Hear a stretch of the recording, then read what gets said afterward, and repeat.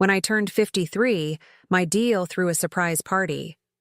When I arrived, she and my husband handed me the divorce papers and he said, "You're not entitled to anything. We're getting married." I smiled and said, "Enjoy. The next day, I'm glad to have you here." Follow my story until the end and comment the city you're watching from so I can see how far my story has reached. I should have known something was wrong the moment I walked into my own house and saw the balloons.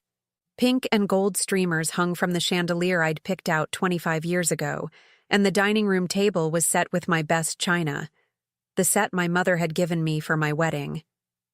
But it wasn't the decorations that made my stomach clench.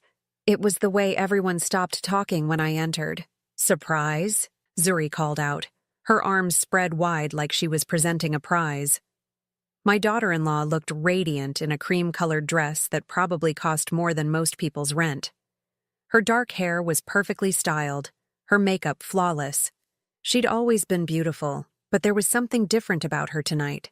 Something that made my skin crawl. I forced a smile and set my purse down on the entry table. "You didn't have to do all this." "Of course I did," she said, gliding over to kiss my cheek. Her perfume was suffocating, heavy and sweet like overripe fruit. It's not every day my mother-in-law turns 53. The gathering was small. My sister Janet sat on the couch, avoiding eye contact. My neighbor Mrs. Henderson from next door clutched her wine glass like a lifeline. A few of Zuri's friends clustered near the kitchen, whispering among themselves. And there was Abram, my husband of 25 years, standing by the fireplace with his hands shoved deep in his pockets. He wouldn't look at me either. "Where's Michael?" I asked, scanning the room for my son. "Business trip," Zuri said smoothly. "He sends his love, of course, but don't worry. We have everything handled here." Something cold settled in my chest. In 28 years, Michael had never missed my birthday. Not once. He'd driven through snowstorms, canceled meetings, even cut short his honeymoon one year to make sure he was here. The idea that he'd suddenly prioritize work over family felt wrong. "Come sit down, Clarice," Abram said finally, his voice hoarse. "We have something for you." I moved toward the armchair. My chair, the one I'd sat in every evening for the past decade. But Zuri intercepted me. "Actually, let's sit at the table," she said, her hand firm on my elbow. "I made your favorite cake." She guided me to the head of the table, the chair usually reserved for special occasions. The cake sat in front of me, chocolate with vanilla frosting, the same one I'd been making for family birthdays since Michael was little, but this one looked professional, store-bought, perfect, too perfect. Abram cleared his throat and stood behind Zuri's chair, his hands resting on her shoulders. The gesture felt intimate in a way that made my stomach turn. When had he started touching her like that? "Clarice," he began, then stopped. His Adam's apple bobbed as he swallowed hard. "There's no easy way to say this." Zuri reached into her purse and pulled out a manila envelope. She placed it on the table in front of me with the same care someone might use to handle a loaded gun. "We thought it would be better to do this with everyone here," she said. "So there are witnesses." My hands trembled as I picked up the envelope. The paper was crisp, official. Inside were documents, legal documents with my name at the top. The words blurred together at first, but then certain phrases jumped out at me. Irreconcilable differences, division of assets, dissolution of marriage, divorce papers. I looked up at Abram, searching his face for some sign that this was a mistake, a cruel joke. But his expression was set in stone, and Zuri's hand had moved to cover his on her shoulder. "We're getting married," Zuri announced, her voice bright as if she were sharing good news. "As soon as the divorce is final."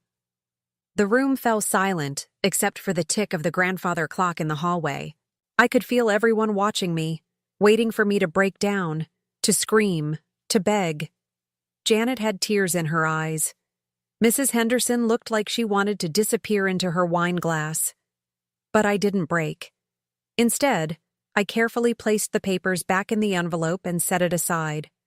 Then I looked directly at Zuri, taking in her perfect smile, her predatory eyes, the way she clung to my husband like a prize she'd just won. "Well," I said, my voice steady as glass, "I hope you'll be very happy together." Zuri's smile faltered for just a moment. She'd expected hysteria, tears, pleading. My calm response clearly wasn't part of her script. "That's it?" she pressed. "That's all you have to say?" I stood up slowly, smoothing down my skirt. "What else would you like me to say, dear?" The endearment hit its mark. Zuri's jaw tightened, and I caught a flash of something ugly in her expression before she covered it with another perfect smile. "I just thought you might want to discuss the details," she said. "The house, the cars, your things." "I'm sure Abram's lawyer has everything handled," I replied, glancing at my husband. He couldn't meet my eyes. "You always were thorough with paperwork." I walked around the table and picked up my purse. "Thank you for the lovely party, and congratulations on your engagement." As I headed for the door, Janet jumped up from the couch. "Clarice, wait, let her go," Zuri said, her voice sharp. "She's made her choice." I paused with my hand on the doorknob and looked back at the room one more time. My house, filled with my things, hosting my birthday party, but none of it felt like mine anymore. It felt like a stage set, and I'd just been written out of the play. "Enjoy the cake," I said. "I hope it tastes as sweet as you imagined." Then I walked out of my own home and didn't look back. The night air was cool against my flushed cheeks as I stood on the front porch, fishing for my car keys. Behind me, I could hear muffled voices through the door. Urgent whispers. Someone crying. Probably Janet. As I reached my car, I realized something that should have terrified me but instead filled me with an odd sense of peace. I had absolutely nothing left to lose. I spent the night in a hotel room that smelled like industrial cleaning products and disappointment. The Hampton Inn on Route 9 wasn't exactly where I'd imagined spending the night after my 53rd birthday, but it would do.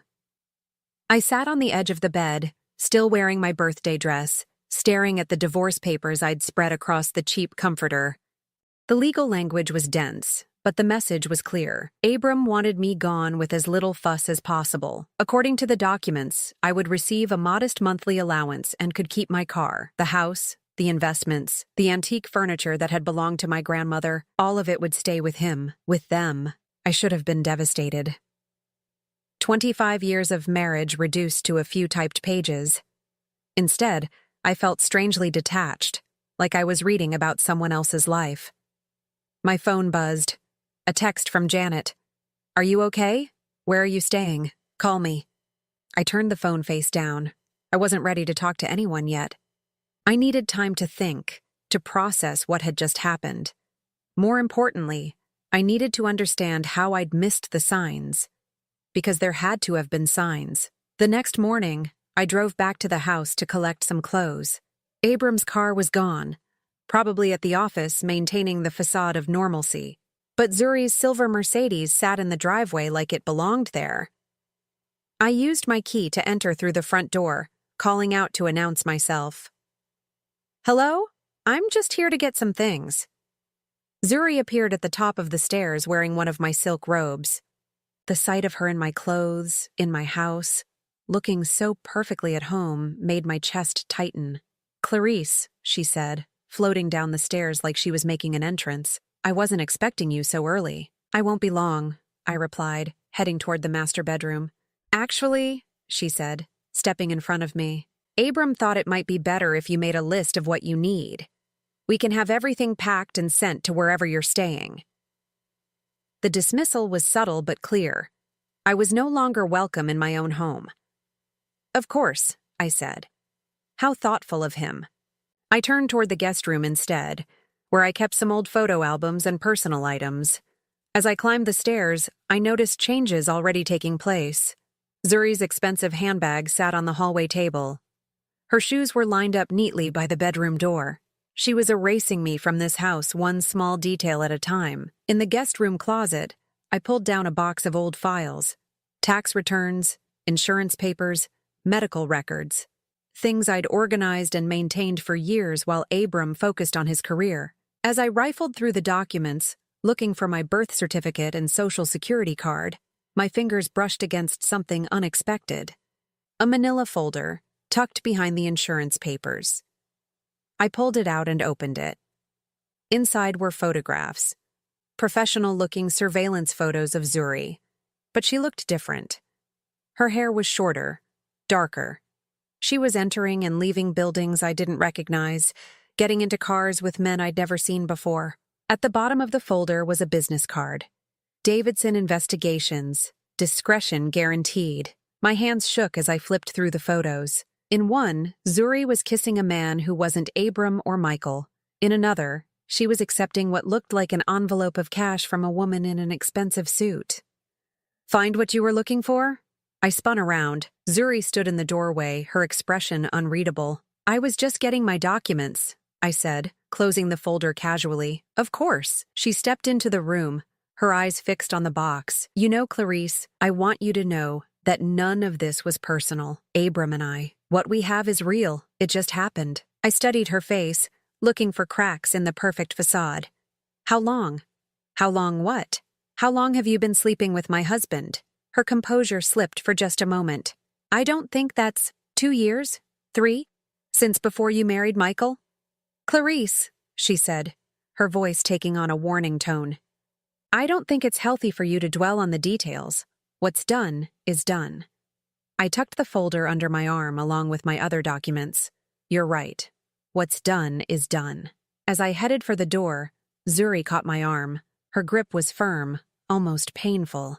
That folder, she said quietly. It doesn't mean what you think it means. I looked down at her manicured fingers digging into my skin, then back up at her face. For the first time since I'd known her, I saw fear in her eyes. I don't think anything, I said, gently removing her hand. I'm just a discarded wife, remember? What could I possibly know about anything? I left her standing in the guest room and walked calmly to my car. It wasn't until I was safely on the highway that I allowed myself to look at the business card again. Davidson Investigations. Someone had been watching Zuri. Someone had been documenting her activities, her meetings, her relationships. The question was, who had hired them? And more importantly, what else had they discovered? I pulled into a McDonald's parking lot and dialed the number on the card. A gruff voice answered on the second ring. Davidson. Mr. Davidson, this is Clarice Morton. I believe you may have worked for my husband, Abram Morton? A long pause. Mrs. Morton, I was wondering when you might call. Can we meet? I think that would be a very good idea, he said. There are things you need to know about your daughter-in-law, things your husband chose to ignore. As I hung up the phone, I felt something I hadn't experienced in years, anticipation.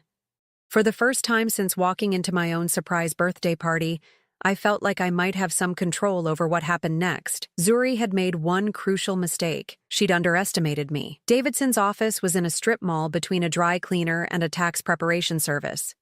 The kind of place you'd drive past 100 times without noticing.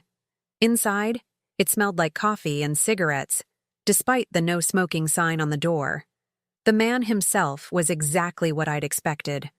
Rumpled suit, tired eyes, and the air of someone who'd seen too much of humanity's ugly side. Your husband hired me 8 months ago, he said, sliding a thick folder across his desk. He suspected something was off about his daughter-in-law, but couldn't put his finger on what. I opened the folder with trembling hands. The first document was a background check on Zuri Patterson, except that wasn't her real name. Her real name is Zara Petrosky, Davidson continued. She's 31, not 28 like she told your family. Originally from Chicago, moved to Florida in 2018 after some legal troubles. What kind of legal troubles? Credit card fraud, identity theft. Nothing that stuck, but the pattern was there. She has a talent for finding vulnerable men and inserting herself into their lives. I flipped through more photos. Zuri, Zara, with different men in different cities. Always the same script. The grieving widower, the lonely businessman, the recently divorced father.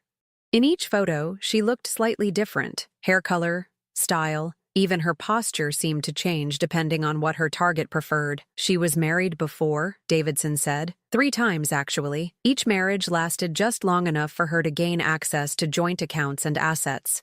Then she'd disappear, leaving behind debt and heartbreak. My throat felt dry. What about Michael? My son? Davidson's expression softened slightly. Your son was collateral damage. She needed legitimacy, a way into your family. Marriage gave her that. The fact that he genuinely loves her. Well, that just made it easier for her to manipulate him. I stared at a photo of Zuri kissing another man. The timestamp showed it was taken 3 months after her wedding to Michael. Does Abram know about this? I gave him the full report 6 months ago, Davidson said quietly. Along with my recommendation that he share it with your son immediately. But he didn't. No. He said he needed time to think about the best way to handle it. Then 2 months later, he called and told me to stop the investigation. Said the family had decided to work things out internally. I felt sick. While I'd been planning family dinners and buying Christmas presents, Abram had been sitting on evidence that could have saved Michael from this woman.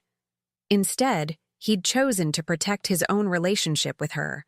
There's more, Davidson said, pulling out another file. About 3 months ago, she started meeting regularly with a lawyer named Harrison Webb, divorce attorney. Very expensive, very good at making sure his clients get what they want. She's planning to divorce Michael? Looks that way. But first, she needed to eliminate any obstacles to accessing the family money. The room seemed to tilt. Obstacles? You, Mrs. Morton. As long as you were married to Abram, half of everything was technically yours. But if you were out of the picture, and she could manipulate Michael and Abram against each other, he shrugged, she'd have access to everything. I closed the folder, my mind racing. Zuri hadn't just stolen my husband. She'd orchestrated the entire thing. The birthday party, the public humiliation, even the timing. She'd wanted witnesses to see me walk away without a fight, establishing a narrative of abandonment that would hold up in court. What would you recommend I do with this information? I asked. Davidson leaned back in his chair. Normally, I'd say take it to a lawyer, expose her, protect your family. But in this case, he paused. Mrs. Morton, can I ask you something? Why did you really come here? I considered the question. Because I want to understand what happened to my life. And now that you do? I thought about Abram's face when he'd handed me those divorce papers. The satisfaction in Zuri's eyes. The way everyone had watched me, waiting for me to fall apart. Now I want to make sure she doesn't get away with it. Davidson smiled for the first time since I'd arrived. In that case, I might have some suggestions. He pulled out a yellow legal pad and started writing. First, you need to protect yourself financially. Do you have any accounts she doesn't know about? I shook my head. Abram handled all the finances. Then we start there. Today. Before she realizes you're not going to roll over and play the victim. He tore off the sheet and handed it to me. These are the banks and account numbers for every joint account you share with your husband. Close them. Transfer everything into accounts in your name only. Is that legal? Perfectly. You're still married, which means you have every right to those funds. The key is doing it before she talks Abram into freezing you out. I stared at the list. 25 years of shared finances, joint decisions, trust. It felt like crossing a line I could never uncross. There's something else, Davidson continued. She's been making deposits into a private account. Large deposits, always in cash. I think she's been skimming money from somewhere, but I haven't been able to track the source. How much money? Over the past 6 months? Close to $200,000. I felt the blood drain from my face. Where would she get that kind of cash? That's what we need to find out, because whatever she's doing, it's not legal. And if we can prove it. He left the sentence hanging. I understood. If Zuri was involved in something illegal, it wouldn't matter how perfectly she'd played the devoted wife and daughter-in-law. Criminal activity would destroy her credibility and potentially void any claims she might have on the family assets. What do you need from me? Time, access, and the ability to act natural while I gather more evidence. He leaned forward. This won't be easy, Mrs. Morton. She's going to try to discredit you, isolate you, make everyone believe you're bitter and unstable. Can you handle that? I thought about the woman I'd been yesterday. Dutiful, accommodating, always putting everyone else's needs before my own. She was gone, dissolved the moment I'd walked out of my own birthday party. Mr. Davidson, I said, standing up and extending my hand. I've been underestimated my entire marriage. It's time I use that to my advantage. As I drove away from Davidson's office, I felt something I hadn't experienced in decades. Purpose. For years, I'd been a supporting character in other people's stories. Abram's devoted wife, Michael's concerned mother, Zuri's convenient victim. But not anymore. I stopped at the first bank on Davidson's list and walked up to the teller with a smile. "I'd like to make a withdrawal," I said. "All of it." The young woman behind the counter looked confused. "All of it? Every penny?" By the end of the day, I'd emptied 6 joint accounts, transferred the funds to a new bank across town, and opened a safety deposit box for the copies of Davidson's files. Zuri wanted to play games? Fine, but she'd picked the wrong opponent. As I pulled into the hotel parking lot that evening, my phone rang. Abram's name appeared on the screen. I let it go to voicemail, then listened to his message. "Clarice, what the hell do you think you're doing? The bank called. We need to talk. This is childish and vindictive, even for you." I deleted the message without responding. Let them wonder. Let them worry. The game had only just begun. 3 days passed before Zuri made her move. I was having breakfast at the hotel restaurant when she appeared, sliding into the booth across from me like we were old friends meeting for coffee. She looked perfect, as always. Designer clothes, flawless makeup, not a hair out of place, but there was something different about her eyes. A hardness that she'd never bothered to hide from me before. "Hello, Clarice," she said, signaling the waitress for coffee. "You've been difficult to reach." "Have I?" I continued eating my scrambled eggs, not looking up. I hadn't noticed. "We need to talk." "About what?" She waited until the waitress poured her coffee and walked away before leaning forward. "About the little stunt you pulled at the bank." I finally looked at her, feigning confusion. "I'm sorry? Don't play dumb. You emptied the accounts. All of them." "Oh, that." I took a sip of orange juice. "Well, they were joint accounts. I assumed I had every right to access my own money." Her jaw tightened. "That money doesn't belong to you anymore. The divorce papers clearly state—" "The divorce papers aren't finalized," I interrupted. "Until they are, I'm still Mrs. Abram Morton. Those were still my accounts." For a moment, her mask slipped completely. I saw rage flash across her features, quickly replaced by the practiced smile I'd grown to hate. "Clarice," she said, her voice taking on a sickeningly sweet tone. "I understand you're hurt.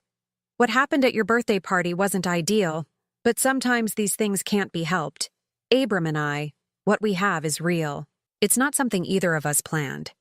"Of course not. But this vindictive behavior isn't helping anyone. You're only making things harder for Michael, for the whole family." I set down my fork and really looked at her. "Are you threatening me?" "Of course not." She laughed, but it sounded forced. "I'm trying to help you. See, the thing is, I know you're angry. I know you want to hurt us, but you should be careful about how you go about it." "Should I?" She pulled her phone from her purse and placed it on the table. On the screen was a photograph. Me, leaving Davidson's office. "Private investigators can be useful," she said casually, "but they can also be dangerous, especially when they start poking around in places they don't belong." My blood went cold, but I kept my expression neutral. "I'm not sure what you're implying." "I'm not implying anything. I'm telling you directly." She leaned closer, her voice dropping to a whisper. "Stay out of my business, Clarice. Take your little nest egg and disappear quietly. Find yourself a nice condo in Florida, play bridge with other discarded wives, and leave my family alone."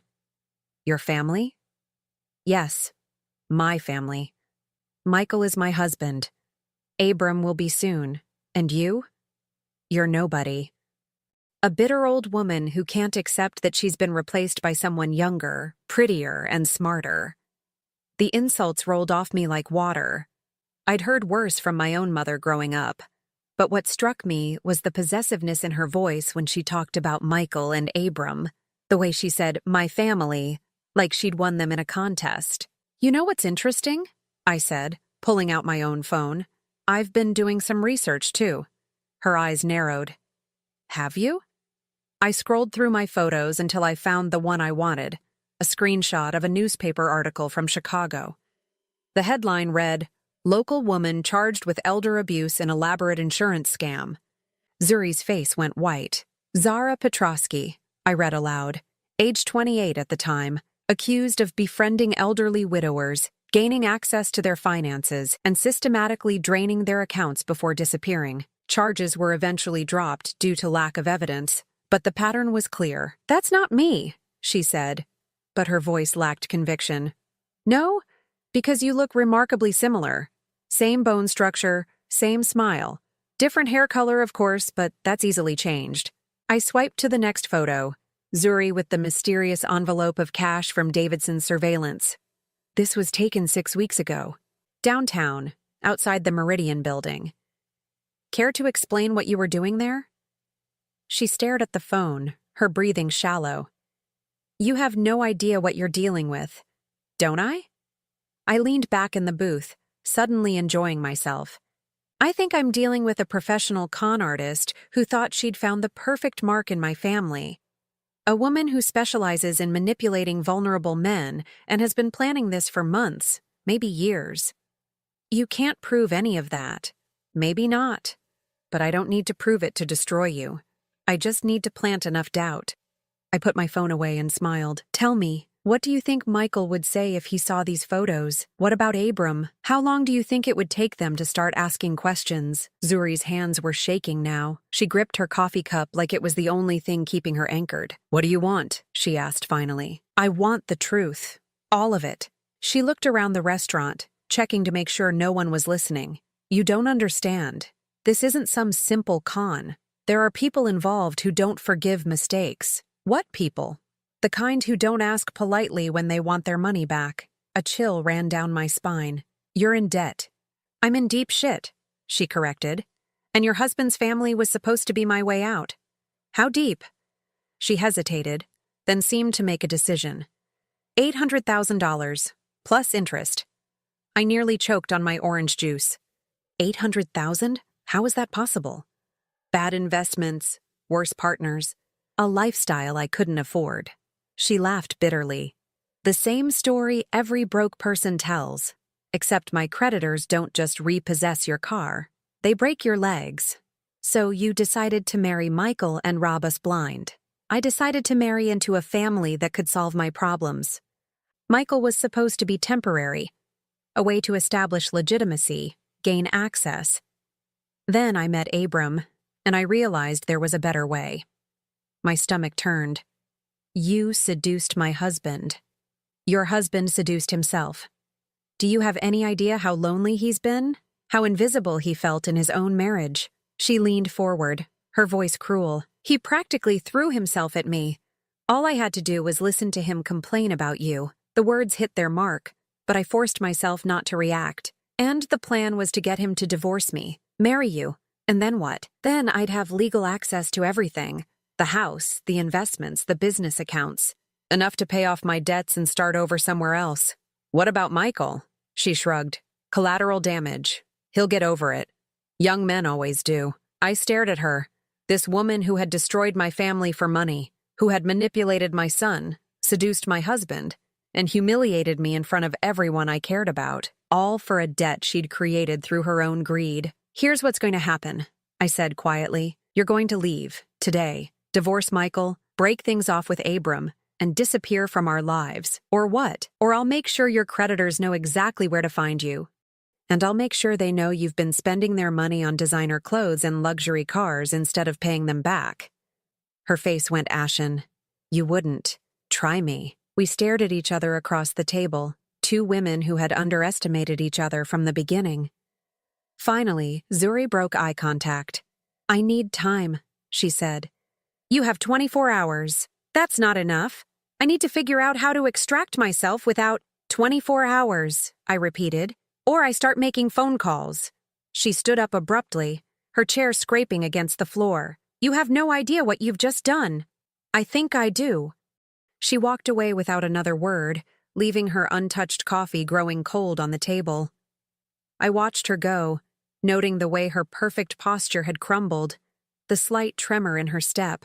For the first time since this nightmare began, I felt like I had the upper hand. But as I sat there alone in the hotel restaurant, a nagging worry tugged at the back of my mind. Zuri was desperate, and desperate people did dangerous things. I'd cornered her, but cornered animals had a tendency to bite. I pulled out my phone and called Davidson. It's Clarice Morton, I said when he answered. We need to move faster than we planned. Zuri didn't wait 24 hours to make her next move. At 3 a.m, my hotel room phone rang, jolting me from a restless sleep. Mom. Michael's voice was strained, panicked. Something's happened to Zuri. She's in the hospital. I sat up, instantly alert. What happened? I don't know. She called me crying. Said someone attacked her in the hotel parking lot. She's at St. Mary's. Mom, I know things have been complicated between you two, but she's asking for you. Every instinct I had screamed that this was another manipulation, but I couldn't ignore the genuine fear in my son's voice. I'll be right there. The emergency room was chaos. Fluorescent lights, the smell of antiseptic, and the constant beeping of machines. I found Michael pacing in the waiting area, his hair disheveled, still wearing the clothes he'd obviously thrown on in a hurry. How is she? I asked. They're running tests. She has a concussion, some bruises. He ran his hands through his hair. Mom, she's terrified. She keeps saying someone's going to come back for her. Before I could respond, a doctor approached us. Family of Zuri Morton? Yes, Michael said immediately. I noticed he didn't correct the name. She's stable, but she's asking to speak with someone named Clarice. Says it's urgent. Michael looked at me pleadingly. Against my better judgment, I followed the doctor down the hallway to a small room where Zuri lay propped up in bed, a bandage wrapped around her head. She looked genuinely fragile for the first time since I'd known her. Clarice, she whispered when she saw me. Thank God you came. I approached the bed cautiously. Michael said you were attacked. She glanced toward the door, then grabbed my wrist with surprising strength. We need to talk, alone. I looked back at Michael, who was hovering in the doorway. Give us a minute, sweetheart. He hesitated, then nodded and stepped outside, closing the door behind him. The moment we were alone, Zuri's frightened victim act evaporated. She sat up straighter, her grip on my wrist tightening. You clever bitch, she hissed. You really thought you had me cornered, didn't you? I tried to pull away, but her nails dug into my skin. What are you talking about? The phone calls you made, to my creditors. Did you really think I wouldn't find out? My blood ran cold. I hadn't made any calls yet, but clearly someone had. Zuri, I don't know. Cut the act. Your private investigator friend has been busy. 3 different people contacted my associates yesterday, asking questions about my whereabouts, my assets, my family connections. Davidson is trying to collect a bounty, she snapped. Apparently, there's a reward for information leading to my location. Your little investigation just made me worth more to them than I am to you. The room seemed to spin. What are you saying? I'm saying your plan backfired spectacularly. Instead of scaring me away, you've painted a target on my back. And now that target extends to anyone connected to me. She released my wrist and lay back against the pillows, but her eyes never left my face. That includes Michael. That includes Abram. That includes you. You're lying. Am I? She smiled, but there was no warmth in it. Check your phone. With shaking hands, I pulled out my phone. 3 missed calls from numbers I didn't recognize. 2 voicemails. I played the first one. Mrs. Morton, this is Detective Sarah Chen with the Chicago PD. We need to speak with you regarding Zara Petrosky and your family's connection to her. Please call me back immediately. The second message was even more chilling. You have something that belongs to us. Return it, or we'll take it from your family instead. You have 48 hours. I dropped the phone like it was on fire. What did you take from them? Does it matter? The point is, they think your family has it now. Zuri's voice was almost conversational. Guilt by association is a beautiful thing, isn't it? Fix this, I said, my voice barely above a whisper. Whatever you've done, undo it. Get my family out of this. I can't. Even if I wanted to, which I don't, it's too late. You opened this door when you started digging into my past. I felt like I was drowning. In trying to protect my family from Zuri, I'd exposed them to something far worse. What do you want? I want what I've always wanted. Access to your family's money. Enough to disappear permanently and start over somewhere these people will never find me. How much? $2 million. Cash. Untraceable. I laughed, but it sounded hysterical even to my own ears. We don't have that kind of money. You do if you liquidate everything. The house, the investment accounts, Abram's business. It's all there, Clarice. You just have to be willing to sacrifice it to save your family. The door opened and Michael peered in. Is everything okay? I heard voices. Zuri's demeanor shifted instantly. Her eyes filled with tears. Her voice became small and frightened. I'm so scared, Michael. These people, they said they'd hurt anyone who helps me. Michael rushed to her side, taking her hand. Who said that? What people? The ones who did this to me. She gestured weakly to her bandaged head. They know about you, about your mother, about Abram. They think we're all working together. I watched in sick fascination as she manipulated my son's protective instincts. Even knowing what she was, seeing how she operated, I had to admire her skill. We need to call the police, Michael said firmly. No. Zuri's grip on his hand tightened. That'll only make it worse. These people, they have connections everywhere. The only way to stop this is to give them what they want. What do they want? Zuri looked at me over Michael's head, her message clear. Money, a lot of money. Michael turned to me, his eyes wide with fear and confusion. Mom, what is she talking about? What's going on? I looked at my son, my beautiful, trusting son who had no idea he'd married a professional criminal, who had no idea that his mother had just made his life infinitely more dangerous by trying to protect him. It's complicated, sweetheart, I said finally. Then uncomplicate it. His voice cracked with stress. My wife is in the hospital. She's terrified, and apparently our whole family is in some kind of danger. I need to know what's happening. Zuri squeezed his hand. Your mother hired someone to investigate me. She thought she was being protective, but she accidentally alerted some very dangerous people to my location. It was a masterful blend of truth and lies, designed to make me the villain while positioning herself as the victim. I could see Michael processing the information, his expression shifting from confusion to anger. You had her investigated? He asked, his voice incredulous. Michael, you hired a private investigator to spy on my wife? I was trying to protect you. From what? From being happy? From having a life that doesn't revolve around you? The words hit me like physical blows. This was exactly what Zuri had planned. Turn my family against me while making herself indispensable. She's not who you think she is, I said desperately. Her real name is Zara Petrosky. She's been married before, multiple times. She's a con artist, Michael.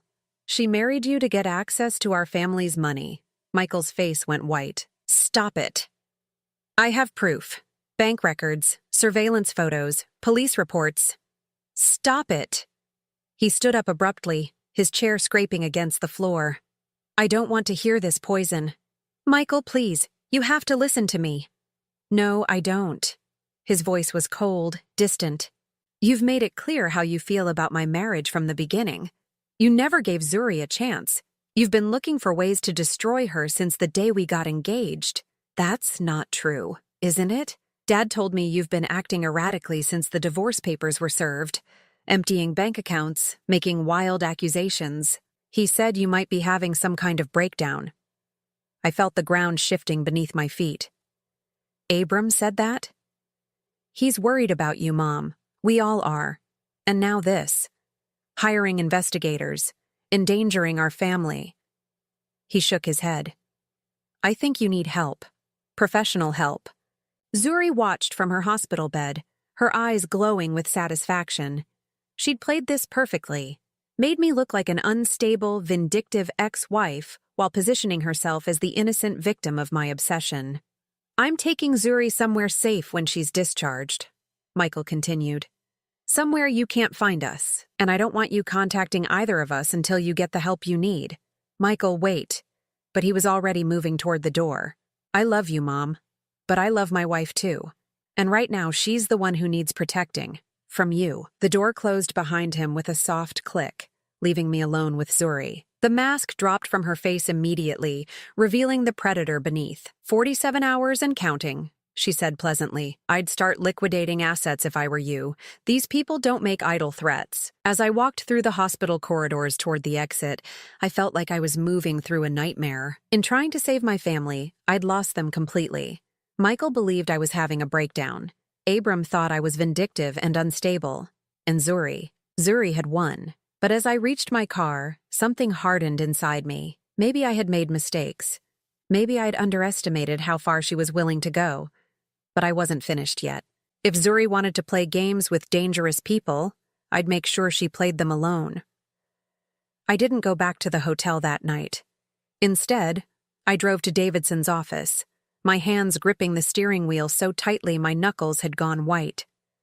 The strip mall was dark except for the fluorescent glow from the 24-hour laundromat, but I could see light coming from under Davidson's door. He answered my frantic knocking, still wearing yesterday's clothes, a cup of coffee in his hand and exhaustion written across his face. "Mrs. Morton, what are you doing here?" "You called her creditors," I said without preamble. "You told them where to find her." He stepped back, gesturing for me to come inside. "I need you to calm down and explain what you're talking about. Zuri's in the hospital. She says people are after her, after my family, because of calls you made." Davidson closed the door behind me and turned on the lights. His office looked like he'd been living in it. Takeout containers on the desk, a pillow and blanket on the couch. "I didn't make any calls," he said firmly. "I've been here all night working on your case." "Then who—" "Sit down," he interrupted. "There's something you need to know." I sank into the chair across from his desk, my heart still pounding. "What?" "I've been digging deeper into Zuri's background like you asked. The debt she mentioned, the dangerous people. It's not what she told you." He pulled out a file and opened it on the desk between us. Inside were bank statements, phone records, and more surveillance photos. "She doesn't owe $800,000, he said. "She stole it. From a charity fund for cancer patients in Chicago.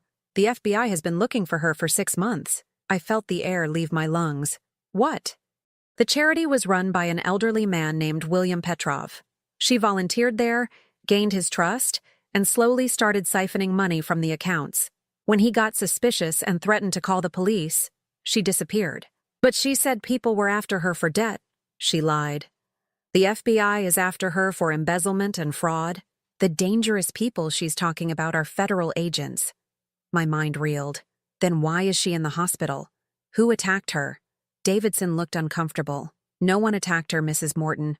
I've been monitoring the hospital security cameras since she was admitted. She checked herself in, claimed she'd been assaulted, but there are no injuries consistent with an attack. The head wound is superficial, self-inflicted. But I saw her. She had a bandage. A small cut, probably from a razor blade or broken glass. Enough to bleed and look dramatic, not enough to cause real damage." The room spun around me. It was all an act, the fear, the tears, turning Michael against me. She needed to buy time and create chaos. If your family is fighting among themselves, you're less likely to present a united front against her. I buried my face in my hands. "I've lost them, Davidson. Michael thinks I'm having a breakdown. Abram thinks I'm vindictive. She's won." "Has she?" He leaned forward. "Mrs. Morton, what exactly did she ask you to do? Give her $2 million so she could disappear. And did you agree?" No. I came here instead." Davidson smiled grimly. "Then she hasn't won. She's desperate, which means she's making mistakes." He pulled out his phone and dialed a number. "Agent Sullivan? It's Davidson. I have information about the Petrov case." I listened as he gave someone on the other end of the line the details of Zuri's location, her aliases, and her current scheme. When he hung up, he looked at me seriously. "Federal agents will be at the hospital within the hour, but there's something you need to decide first." "What? Do you want to save your family's relationship with you, or do you want justice?" I stared at him. "What do you mean?" "If the FBI arrests her tonight, your family will know you were right about everything. But they'll also know you're responsible for her arrest. Michael might never forgive you for destroying his life, even if that life was built on lies." The weight of the choice settled on my shoulders. I could be vindicated, proven right about everything, but at the cost of my relationship with my son. Or I could let Zuri destroy herself without my direct involvement. "What would you recommend?" "Let me handle it. You go home, get some sleep. When the news breaks tomorrow, act as surprised as everyone else." "Home?" I laughed bitterly. "I don't have a home anymore." "Actually, you do." He reached into his desk drawer and pulled out a set of keys. "Your husband never changed the locks. Technically, you still have legal right to the house until the divorce is finalized." I stared at the keys, Duplicates he must have made during his investigation. He'll be furious. He'll be distracted. By morning, he'll have bigger problems than where you're sleeping. An hour later, I stood in the driveway of the house I'd called home for 25 years. Abram's car was there, but no sign of Zuri's Mercedes. I used my key to enter through the front door, half expecting an alarm to sound, or for Abram to come rushing downstairs. But the house was silent. I walked through the rooms slowly, seeing them with new eyes.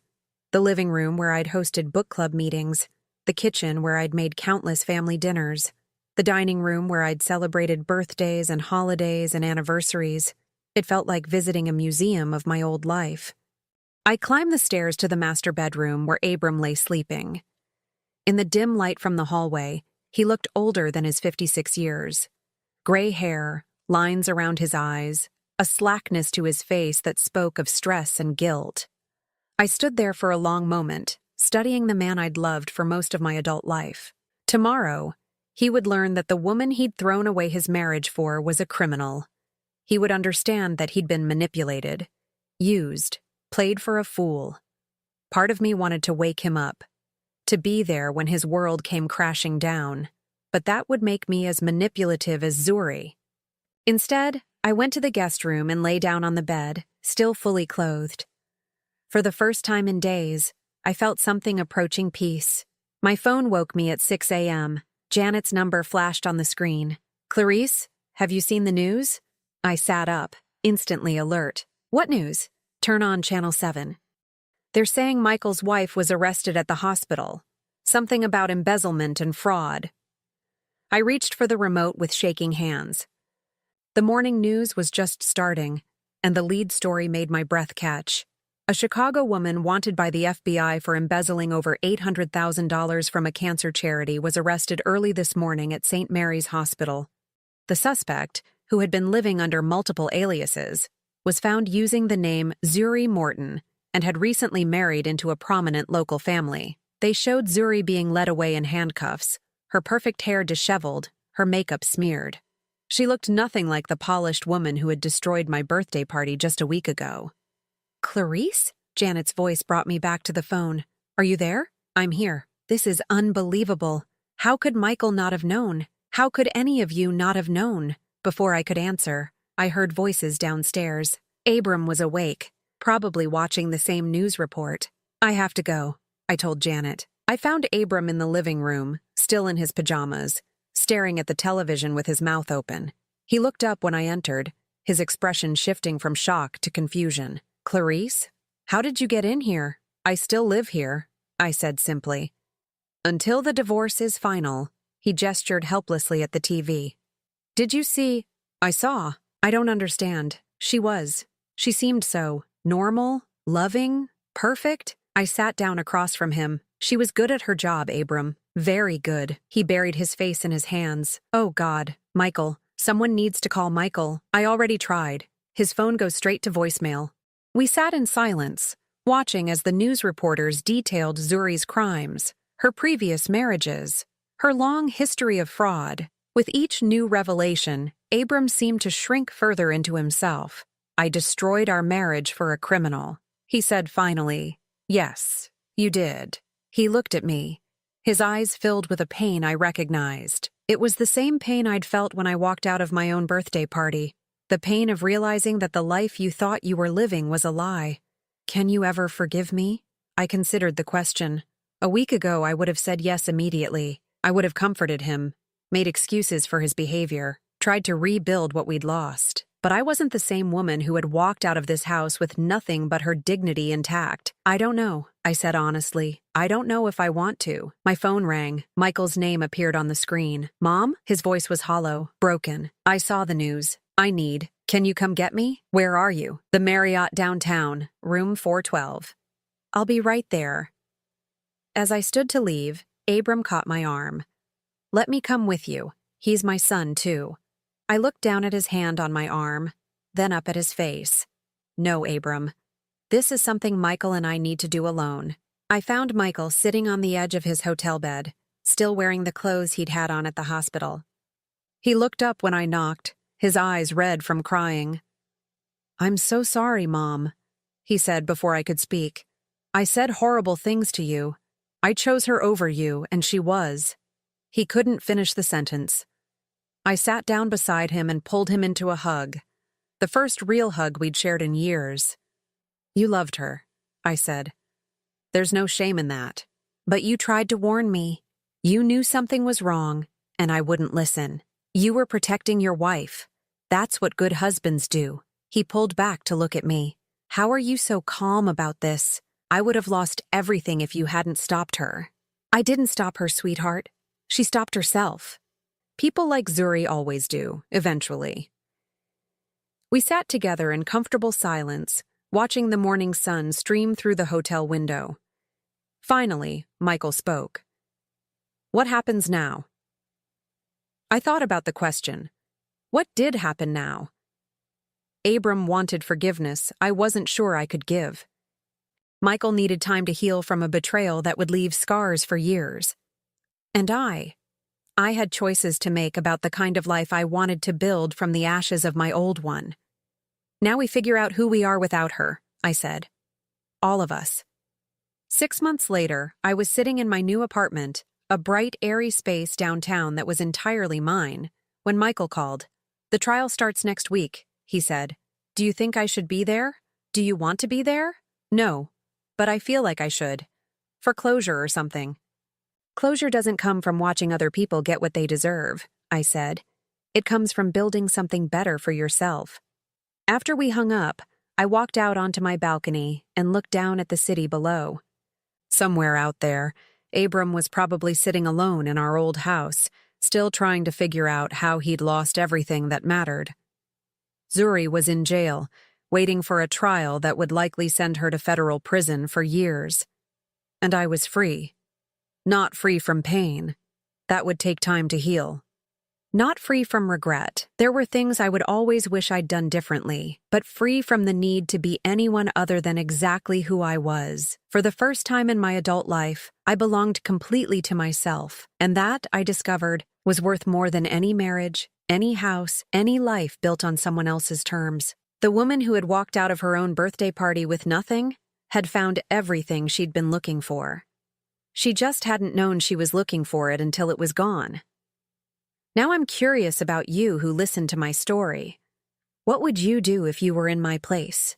Have you ever been through something similar? Comment below, and meanwhile, I'm leaving on the final screen 2 other stories that are channel favorites, and they will definitely surprise you. Thank you for watching until here.